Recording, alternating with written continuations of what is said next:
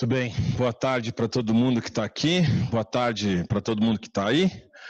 A gente vai falar hoje, então, de um tema muito importante, que diz respeito a todos nós, seres humanos, seres vivos de maneira geral também.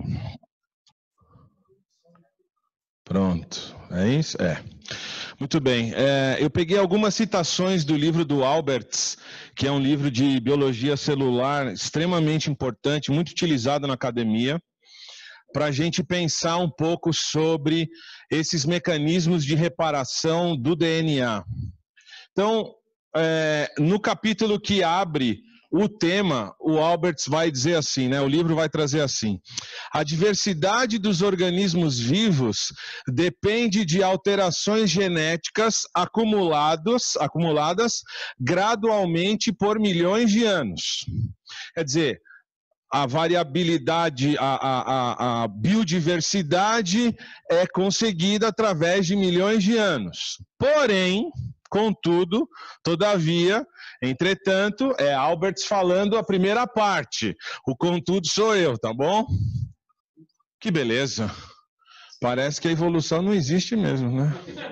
Sumiu tudo. Aê. Especialmente... Ah, tá bom, eu vou tomar cuidado, obrigado. Especialmente em organismos pluricelulares, nos quais uma alteração pode perturbar o desenvolvimento e a fisiologia de um organismo extremamente complexo e afinado. Quer dizer, o erro do DNA vai causar a variabilidade, mas esse mesmo erro pode causar a falta do desenvolvimento do ser vivo. Então a gente vira para o Alberts e pergunta assim: o que você está querendo dizer? É o que eu grifei em azul ou é o que eu grifei em vermelho? De fato, a maioria dessas lesões do DNA é temporária, sendo imediatamente corrigidas por processos denominados coletivamente reparo do DNA. Quer dizer, então, que ele diz que o erro do DNA é o sucesso evolutivo, mas esse erro no DNA causa o desaparecimento da espécie, mas esse erro do DNA, que é sucesso evolutivo, não se perpetua, porque esse erro vai ser reparado. E aí a gente pergunta de novo para o Albert: o que você quer dizer com isso? É o vermelho? É o azul? Ou é o verde? Tá certo ou não? Se o erro vai ser corrigido, o erro não pode ser a causa de um processo que, segundo um amigo meu, diz que é lento, gradual e sucessivo. Exatamente. Isso é por conta do peso que ele falou. Não vou dar todo o crédito, não. Então, o livro que está sendo utilizado para formar os biólogos no mundo não sabe o que está dizendo. Então a pergunta é: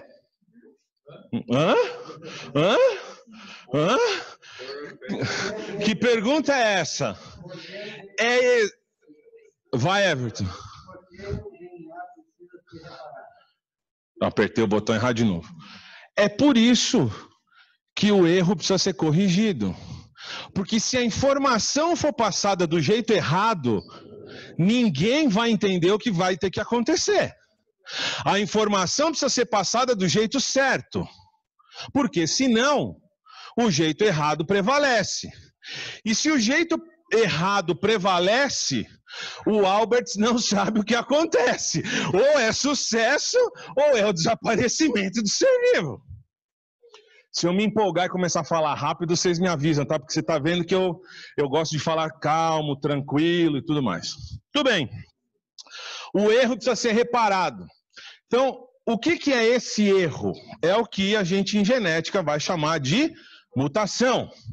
Então, está ali uma definição de mutação: modificações na estrutura da composição química do código genético. Mutação refere-se a qualquer modificação súbita e hereditária no conjunto gênico de um organismo não explicável pela recombinação da variabilidade genética pré-existente. Esse livro, Biologia Molecular Básica, também muito utilizado na academia.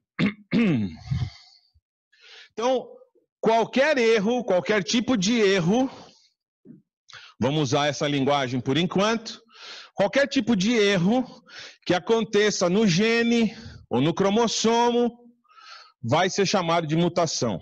O código genético mudou. O que deveria ser, não é. Mudou.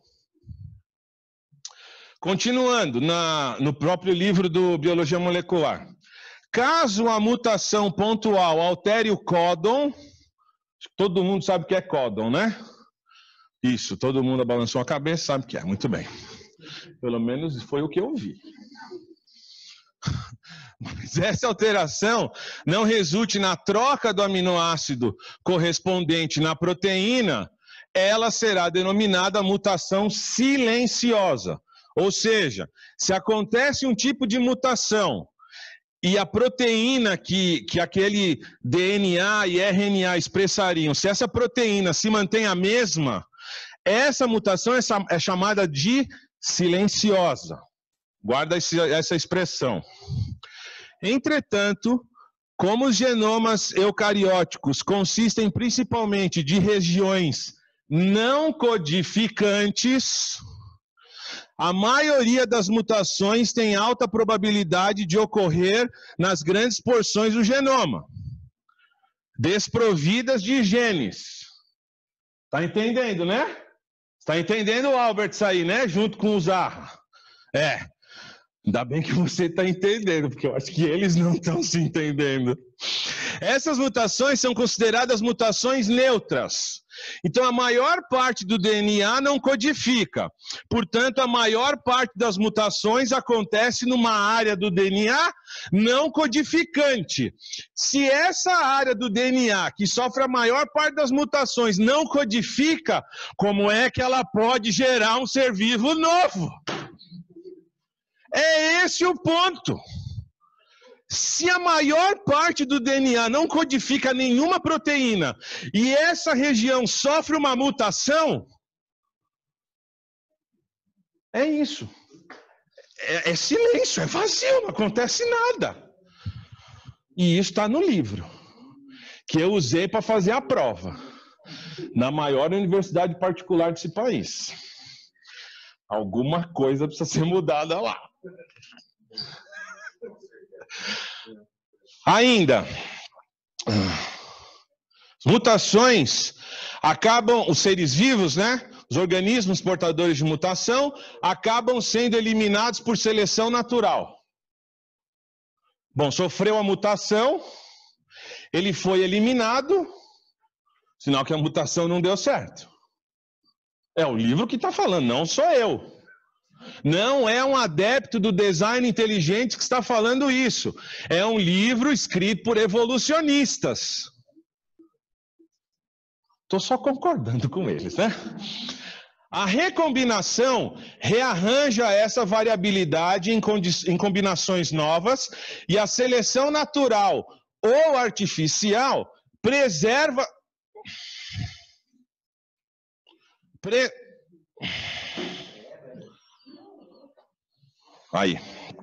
preserva as combinações melhor adaptadas às condições ambientais existentes ou desejadas. De novo, a gente está vendo que o processo de mutação é o responsável por permitir que um ser vivo sobreviva nesse ambiente em que ele está vivendo. Mas há um tempo atrás, a gente viu que o ser vivo que tem a mutação é eliminado pela seleção natural. Então eu trouxe para você um americano, o Alberts, que não sabe o que está falando, e trouxe um grupo de brasileiros que também não sabe o que está falando.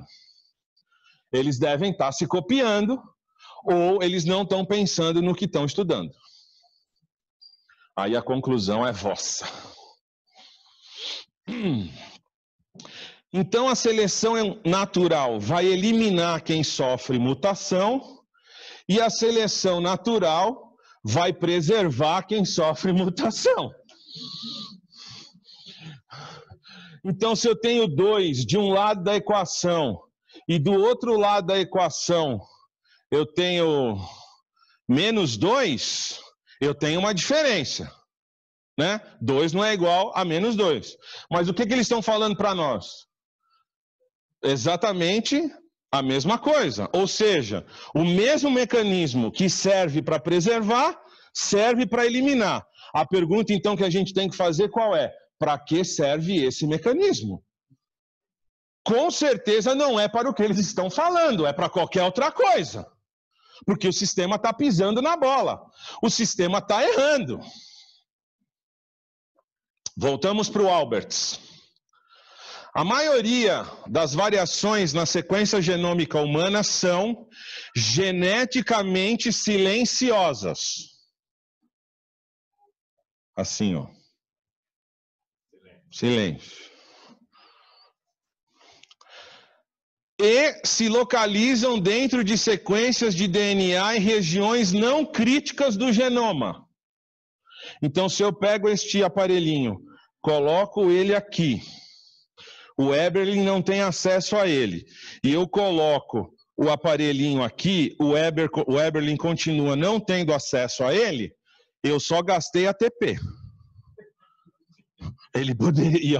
E você sabe que eu não gosto de gastar ATP, né? Você está percebendo, né? Eu sou muito acumulativo. Continua. Tais variações, atenção aí, ó. Tais variações não possuem efeitos em como nos parecemos ou como nossas células funcionam. Lógico, são mutações silenciosas. São mutações que não vão gerar nenhuma atividade fenotípica e, né, no quesito da aparência física e nem no quesito do funcionamento celular, do metabolismo celular.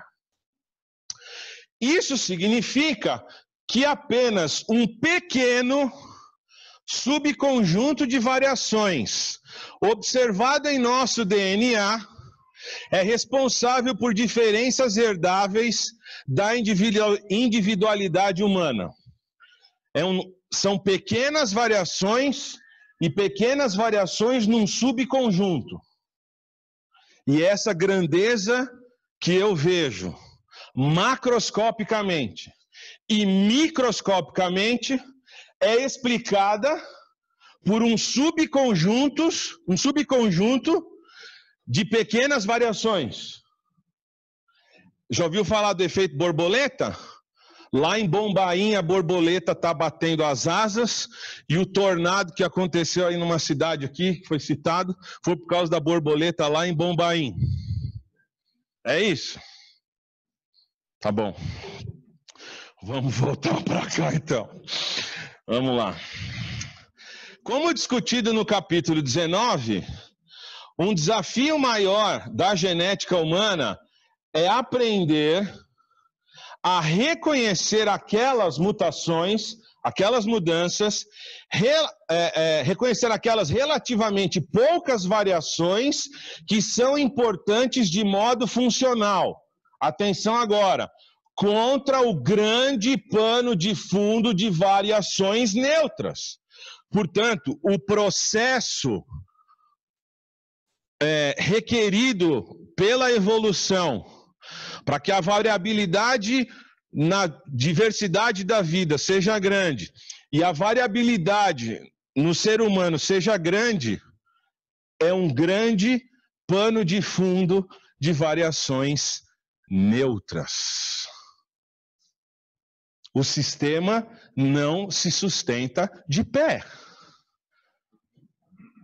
É como se ele, com o tamanho dele, quisesse ter o meu tamanho. Não sustenta. Só que ninguém fala isso. E quando fala na faculdade, toma uma bronca dos colegas, porque quando eu questionei mutações na faculdade, meu colega virou e falou assim: ah, mas você é crente. Oh, mas eu estou falando de mutações. Ah, você é crente, você tem papo de igreja, você é fundamentalista. Aí o professor mandou a gente ficar quieto e continuar a aula. Bom, Não deixa falar lá, a gente fala aqui e chega lá, né? Isso aí. Nossa amiga USP. Não ia ficar de fora, né? Com a devida vênia a todos os que são aqui oriundos da USP, eu fiz minha iniciação científica lá, mas lá a coisa também é meio complicada, né? Falando sobre mutações... Desculpa de novo. Falando sobre mutações, no entanto, como as mutações são, em sua maioria, deletérias, elas tendem a ser eliminadas pela seleção natural, embora as raras mutações benéficas sejam favorecidas por esse mecanismo. Se hoje nós ouvimos falar que o nosso planeta é absolutamente incomum dentro deste universo que a gente conhece, todos os seres vivos neste planeta, segundo a própria teoria defendida pelos evolucionistas, é mais incomum ainda. Só que nenhum evolucionista fala isso. Aí ele vai falar que eu e você somos apenas mais um. Mas eles estão falando que o que a gente vê hoje é raro, é difícil de ter acontecido. Eu costumo dizer o seguinte, a probabilidade de alguém ganhar na Mega Sena é em torno de 1 a 2 milhões de apostas. A vida para ter surgido no planeta são 10 elevados a centenas de zeros. As lotéricas dessa cidade deveriam só ter cientistas na fila. Se eles acreditassem no que eles falam, eles acreditariam que iam ganhar na loteria. Eles deviam fazer fila nas lotéricas, porque é muito mais razoável, é muito mais inteligente. Não, inteligente não é com eles, inteligente é com a gente, né? É muito mais lógico, é matematicamente comprovado que é mais fácil ganhar na loteria do que nascer uma bactéria aleatoriamente em qualquer lugar desse universo. Quer dizer, o problema, além de estar na explicação, é o fato deles não levarem a própria explicação a sério. Porque se leva a sério, eu tenho que viver de acordo com aquilo que eu não posso falar creio, porque na ciência a gente não crê, né? A gente tem dados que me levam a acreditar que eu posso tomar esse remédio, porque esse remédio vai matar a bactéria. Gastei muito ATP, né? Eu creio que esse antibiótico vai matar a bactéria. Ponto. Gastei ATP e falei, economizei ATP e falei a mesma coisa. Vamos lá. Muito raramente, os processos celulares de replicação de DNA e reparo falham, permitindo uma alteração permanente no DNA. De novo, em outra página, no mesmo livro do Alberts, eles estão falando que os erros, as mutações, são corrigidas. O mecanismo de reparo não é uma construção inteligente? Obrigado, gente, pela atenção. A gente se encontra o ano que vem, porque a palestra já teve a sua conclusão agora. E ele nem me deu o livro dele, hein? Puxa vida. É isso. Eu vou concluir isso daqui a pouquinho. Mas é bom, porque ele já deu a conclusão. Se você dormir no meio da palestra, já está com a conclusão na cabeça, né? Depois do almoço, está fazendo digestão, o sangue sai do cérebro, vai lá para o sistema digestório, está tudo certo. É isso aí. Então, ó, por que mutações precisam ser corrigidas? Porque mutações podem causar problemas para a sobrevivência do ser vivo. A imagem mostra a mutação em uma única base, né, que você está vendo aqui. Não está vendo mais? Voltou a ver. Você está vendo aqui que tem uma troca, né, de adenina por timina. Essa alteração pequenininha de uma única base vai provocar a famosa doença anemia falciforme, que vai provocar uma série de problemas para quem a tem, porque as hemácias não vão conseguir carregar o oxigênio de maneira saudável para as células, bem como não vão conseguir tirar o gás carbônico do metabolismo. Então, essa pessoa pode ter uma série de problemas. Então, aqui, ó, o que vai acarretar isso? Vai acarretar que na proteína, um único aminoácido vai ser modificado. Em vez de ser o ácido glutâmico, vai ser uma valina. E só por causa dessa alteração, muitos que têm anemia falciforme talvez não cheguem nem à fase adulta, porque vão ter sérios problemas. Então, o erro no DNA, a mutação no DNA, precisa ser corrigida. Por que precisa ser corrigida? Porque qualquer mutação que se expresse é muito perigosa. E esse é o ponto. Qualquer mutação que se expresse pode ser perigosa. Porque a maioria das mutações não se expressa, portanto, não precisa ser corrigida. Um mecanismo básico de reparo do DNA. Aqui a gente tem uma fita, você está vendo aqui, tem um erro. Para você que não se lembra das aulas de genética, não sei como é que você passou de ano, não devia ter passado, porque não lembrou, né, Júlio? Na guanina que está aqui, deveria estar conectada a uma citosina, né, uma base citosina. Para você memorizar, Gal Costa. Vai, fala da outra, vai. Isso, Aguinaldo Timóteo. A com T, C com G. Começou a falar a primeira, né, Saulo? Vamos deixar falar a segunda. Ainda mais que é o chefe. Então aqui, ó. Aqui aconteceu um erro. Numa das fitas do DNA tem uma base que está errada. Se essa fita, se essa base errada for utilizada para fazer um novo DNA, esse DNA vai levar à mutação e, portanto, pode acarretar problemas no metabolismo, sei lá, no fenótipo, seja qual for lá o problema que essa parte do DNA está codificando. Porém, como o sistema é semiconservativo, se essa fita for utilizada, o sistema volta para o normal e aí, ok. O problema vai ser pior se não só a base for utilizada, como todo esse segmento for utilizado. Porque se todo o segmento for utilizado, a gente vai ter uma série de problemas que podem ser acarretados, porque essa região do DNA não vai ser identificada como tendo um erro. Portanto, o processo vai acontecer de maneira normal.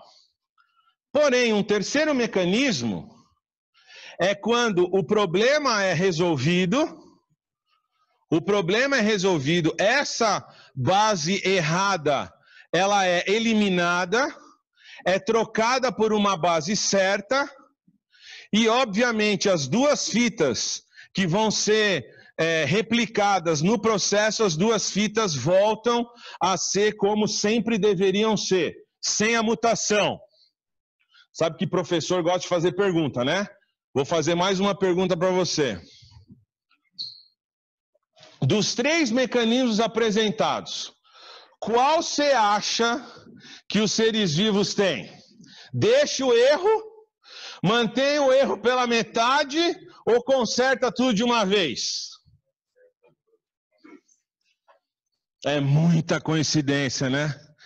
É muita sorte para esse ser vivo que acabou de surgir do não vivo.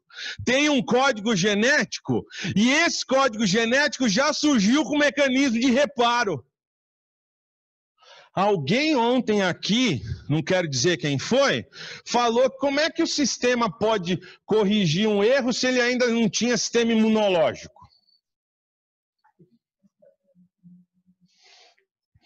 Bom, se o não vivo gerou o vivo e agora essa célula está se reproduzindo, ela está aumentando a quantidade do DNA. Se ela está aumentando a quantidade de DNA, a chance de acontecer algum problema é enorme.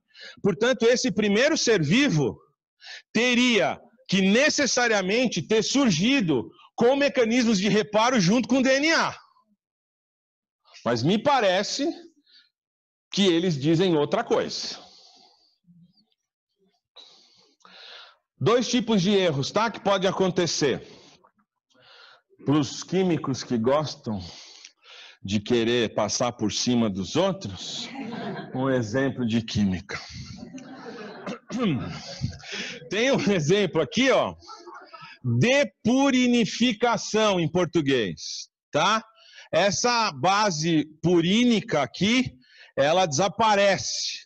Então, você tem aqui o ácido fosfórico, você tem o açúcar, mas você não tem a base nitrogenada. Esse é um tipo de mutação que pode acontecer, o desaparecimento da base.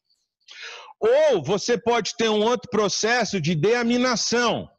Então, você tem aqui o ácido fosfórico, você tem aqui o açúcar, a desoxirribose, e você tem aqui a base. Né? O que pode acontecer é que esse radical aqui pode ser trocado, né, por um átomo de oxigênio e o que era citosina passa a ser uracila. Esse é um outro tipo de problema. Um terceiro problema que pode acontecer é a base timina formar dímeros ao longo da cadeia do DNA. Essas bases podem se aproximar de tal maneira e formar dímeros. Então, quando houver a replicação do DNA, as enzimas que o primeiro ser vivo que surgiu com o DNA já deveria ter, porque caso contrário ele não ia conseguir se reproduzir, fecha parênteses. As enzimas não vão reconhecer e, portanto, isso aqui vai ser considerado um erro. Agora, olha que interessante. Enquanto eu expliquei isso para você, esses 3 erros, enquanto eu expliquei esses 3 erros para você, nesses poucos minutos, 10 elevado a 12 pares de bases fizeram esse erro no seu DNA agora. E você não está virando um mutante, como o Wolverine e a Tempestade. Sabe por quê? Porque em você os mecanismos de reparo do DNA estão corrigindo isso que está acontecendo. Dá bem, né? Pensou? Fazer chover aqui dentro. Então, olha como o sistema é inteligente, irredutivelmente complexo e antevia qualquer tipo de problema que poderia acontecer no futuro. Lembra que a gente está pensando no primeiro ser vivo que tem um DNA e ele vai se reproduzir. Ele tem que resolver possíveis problemas. Quem sabe há bilhões de anos atrás não tinha mutação. A mutação foi só depois de 1859. Tá certo ou não? Pode ser. Vai saber. Nesse mundo pode tudo, né? Nesse mundo pode tudo, até o acaso pode ser usado para explicar as coisas, mas tudo bem. Então, a primeira célula que vai duplicar o seu DNA precisa ter esse mecanismo capaz de garantir que esse DNA seja duplicado, com um mínimo de mutação, porque o Alberts e o Zaha já falaram para nós mais de uma vez, no mesmo livro, que mutação pode ser um problema para a seleção natural. Então, a primeira coisa que vai acontecer é a eliminação daquela parte do DNA que teve o problema. Segunda coisa que vai acontecer é essa parte que está faltando, essa parte vai ter que ser reposta. Mas não reposta por qualquer tipo de base nitrogenada. Tem que aparecer a base que tinha antes, porque senão o erro não vai ser corrigido.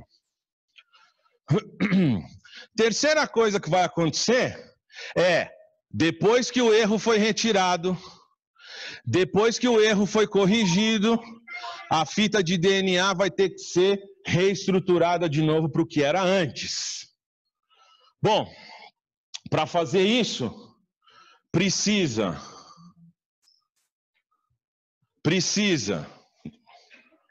de nucleases. Para cada tipo de reparo, tem um tipo específico de nuclease. Esse ser vivo era porreta. O cara já nasceu antecipando os erros e os mecanismos de correção para esses erros. Eu queria ter aluno assim na sala de aula. Eu ia dar 10 em tudo que era prova. O cara já errava, já corrigia, já me entregava a prova corrigida. Fala aí, Mariana, se isso ia ser aluno top para nós. Eu não vou corrigir nada, o próprio aluno se corrige.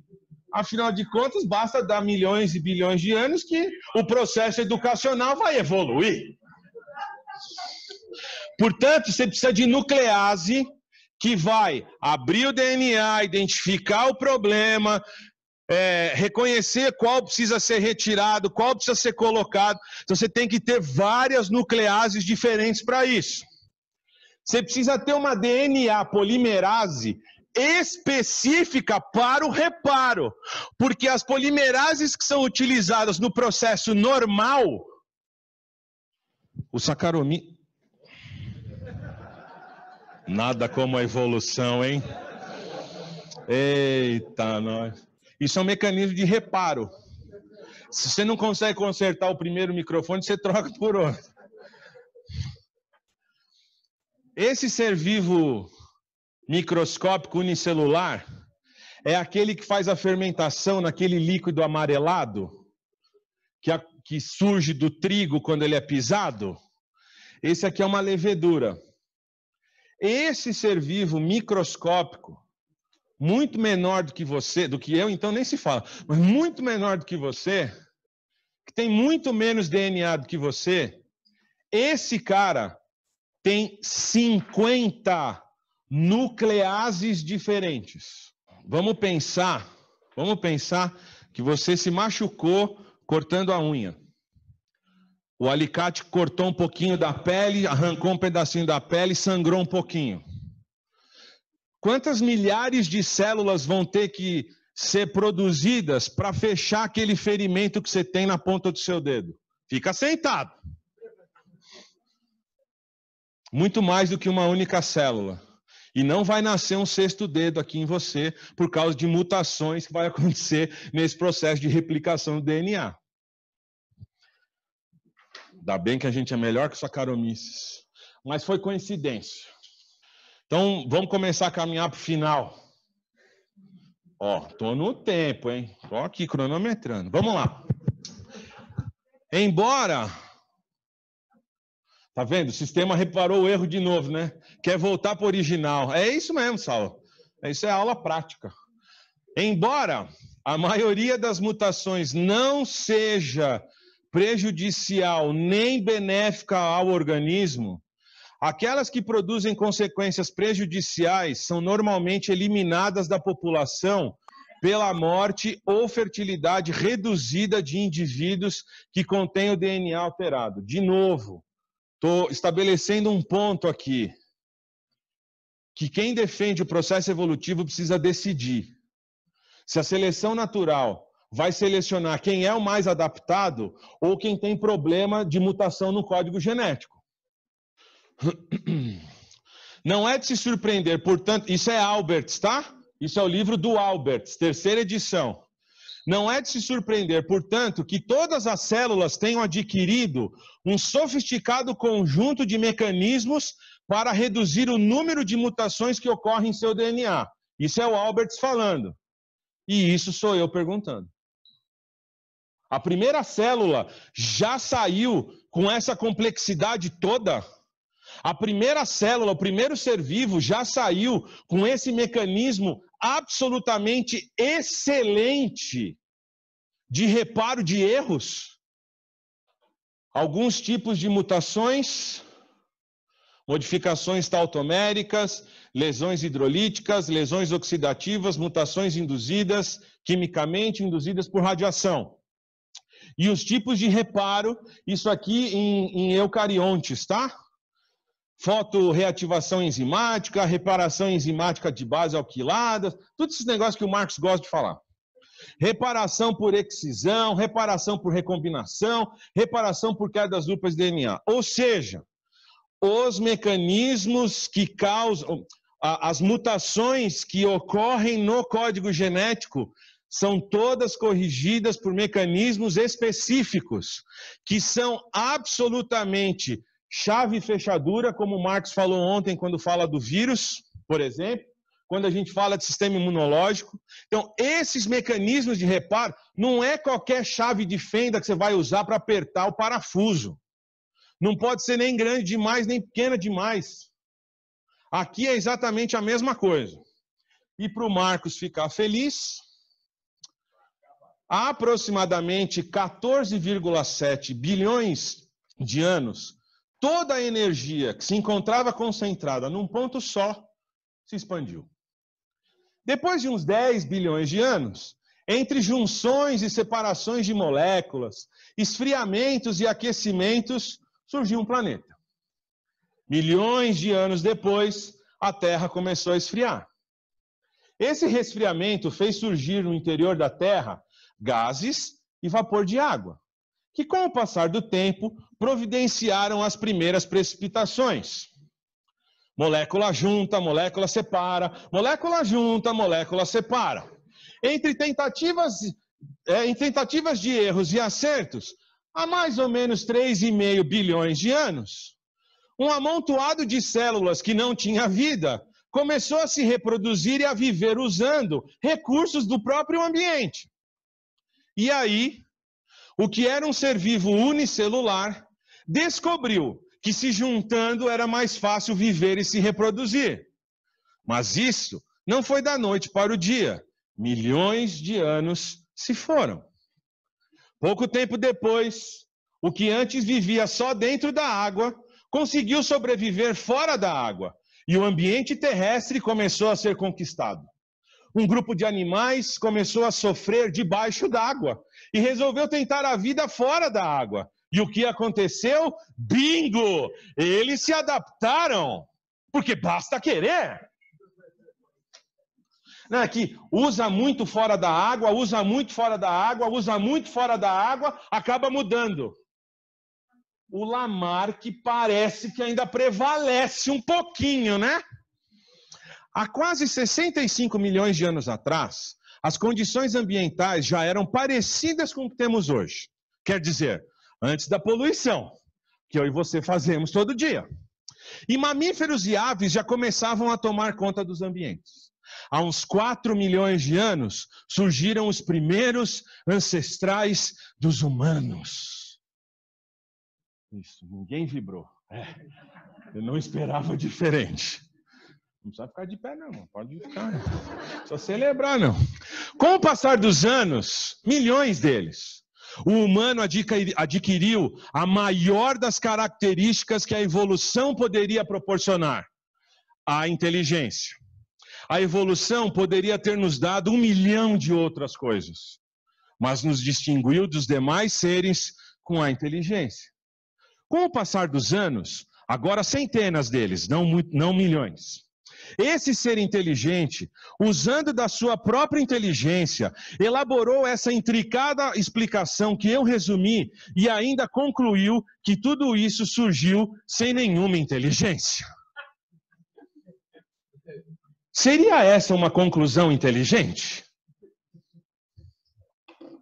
Obrigado, pessoal.